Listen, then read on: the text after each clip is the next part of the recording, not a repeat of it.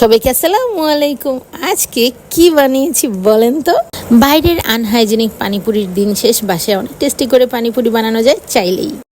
এখানে ধনিয়া পাতা পুদিনা পাতা দিয়ে পানি দিয়ে ভালো করে ব্লেন্ড করে নিয়েছি, লেবু দিয়েছি, একটু বিট লবণ, একটু চাট মশলা, চিনি এবং লবণ দিয়ে ভালো করে মিক্স করে নিয়ে আমি এখানে বুরিন্দা কিনে নিয়ে এসেছিলাম, সেগুলো দিয়ে আমি ভালো করে মিক্স করে নেব। এই তো হয়ে গেল পানিপুরির পানি।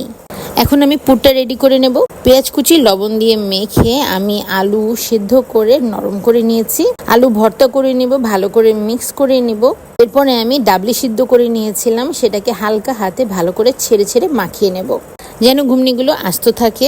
আমি রেডিমেড গোলগাপ্পার প্যাকেট এনেছিলাম, সেটা দিয়ে আমি তেল দিয়ে ভেজে নিয়েছি। ভালো করে গোলগাপ্পা একটা একটা করে নিয়ে নিচ্ছি। এখন পুরটা ভরে নেব, এরপর পানির মধ্যে ডুবিয়ে মুখে দিলেই ওয়াও। পানিপুরি লাভার ওরা অবশ্যই পানিপুরি বাসায় ট্রাই করে দেখতে পারেন। কেমন হলো কমেন্টে অবশ্যই জানাবেন। আমার চ্যানেল কিচেন নং 20-তে লাইক কমেন্ট অ্যান্ড শেয়ার দেবেন, অবশ্যই সাবস্ক্রাইব করবেন। পানিপুরি বানাতে না বানাতেই আমার মেয়ে আর ছোট বোন একদম হই হুল্লোড় লাগিয়ে দিয়েছে। এই ভিডিও করার আগেই ওরা শুরু। মুখে দিয়ে সাউন্ডটা না শোনালেই তো না। সবাই সাউন্ড শুনুন এবং জিভ থেকে জল ফালান। আজকে এখানেই, ধন্যবাদ।